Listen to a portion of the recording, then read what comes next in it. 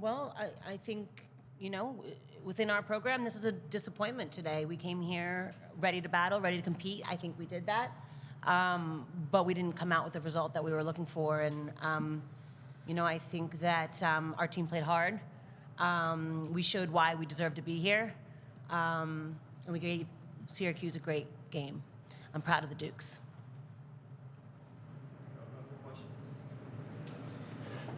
Syracuse has been an offensive team, and I thought they played pretty good on defense today. And could maybe you, Isabella, and Coach talk about how they guarded you today?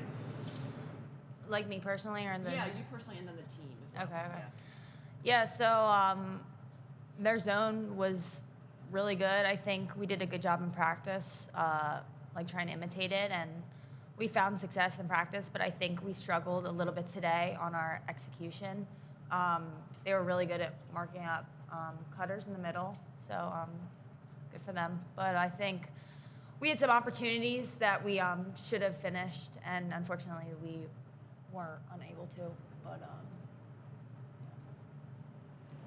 Yeah, I think that was, to me, a few uncharacteristic turnovers, maybe some passes back to X that got picked off. I thought it took a while for us to find our assisted game.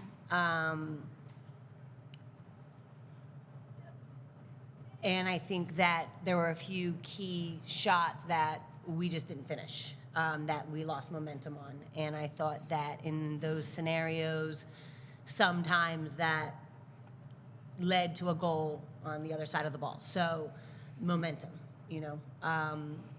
and that's why they're on the other side, But I thought that, we never gave up. In the second half, we were able to kill their runs each time. Every time they scored 2, we scored 1, which kept us in the game. I'm curious, what was the conversation like at halftime after, a pretty close first half? What was the message to the team going into the second half? Well, we were almost tied, and we hadn't won a single draw almost, and we hadn't gotten any ground balls, and we're still in the game. So, we felt like if we could just clean up some of those loose ball possessions, have a little bit more chance on the offensive end, we thought we had a good chance, which was right. I think in the second half, though, they just picked us apart a little bit more off of some of our mistakes. Coach, how big was Kat today keeping you guys in it? If they kept winning the draws, you said it in the first half, but she kept making big saves to keep it a close game for most of the day. Yeah, I thought Kat had a great game today, and she's had a great year all year long. She's completely blown out of the park what she could have done for us in this 1 year. I thought that in a lot of moments where they had an easy look, same thing I just talked about, Kat saved the day. She showed great dexterity, great flexibility, great covering. Her range today was excellent. High shots, point blank shots, and then really some nice, sweet saves with her hockey background. I thought Kat had an exceptional day. Fantastic. What has this year been like, stepping into the starting role and kind of finding success, relatively quickly in that? Yeah, it could have gone 2 ways. I'm really fortunate that, at practice every day, I had Bella shooting on me, so it definitely helps. Our shooters are great, just as Syracuse's girls are. So I think, the prep all year has been huge, and we were talking about it pregame. All the prep work comes down to this, and so we didn't execute today. I let in some of the ones I should have had and made some of the ones I shouldn't have had. So it's one of those things. I missed a ground ball that turned to a goal, and things like that. Just they kind of they build up, and it's hard to go score when your defense is making a couple silly mistakes. But at the end of the day, we didn't check that final box. What's it been like for you to see Kat back there for the first time, this whole year, kind of just be the anchor for your guys' defense when the ball is not going to the back of the net on your end? yeah, I'm gonna cry. I'm really proud of her. She's worked really, really hard over the summer and out of season and in season to earn that starting spot, and I wouldn't want any other girl in goal. She's amazing. She definitely pushes me in the attack to be the best that we can be, and I think that's she just has like pushed our attack to be a lot better this year. So. Coach, Megan Tyrell was held to 2 assists, which is pretty low for her. Can you just kind of talk about what the approach was, what the plan was, and how you found success doing it? Yeah, well, I think our crease defense has been excellent all year long, and today was no different.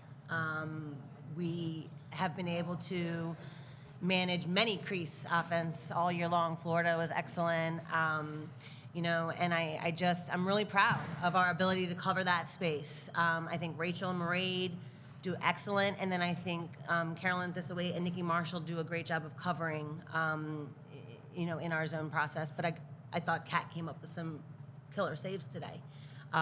So whole defensive unit stepped up.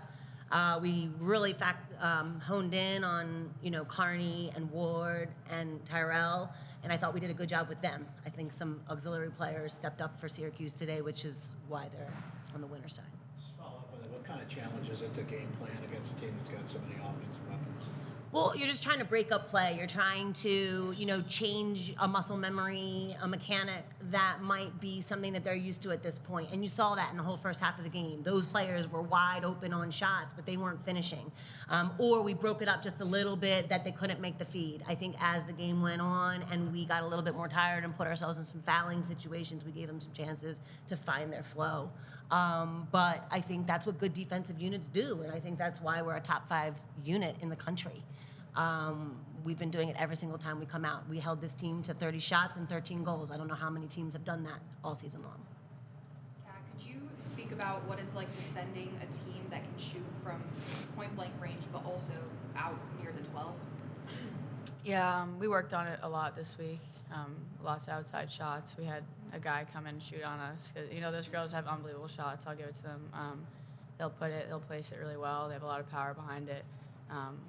Yeah, but ultimately, defensively, we just honed in on, hands in hands, staying low base, try to just get in their elbows and slow their shots down a little bit. I think they did a really good job. I think some of the outside shot saves I made today were definitely credit to some good defensive work in the 8 and outside the 8. So, just staying ready and stepping and trying to keep your eye on the ball the whole time.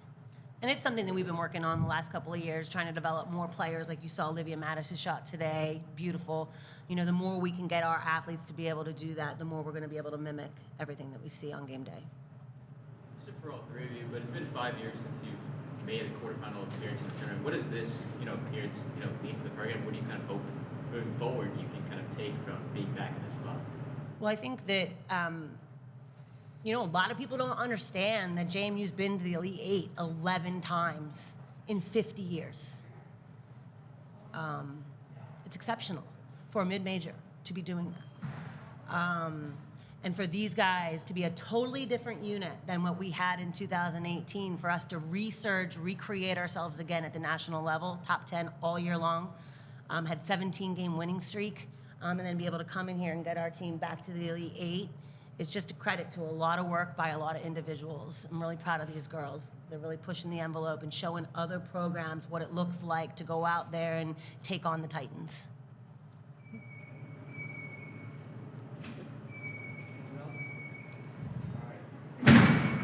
Thank you. Thank you. Thank you.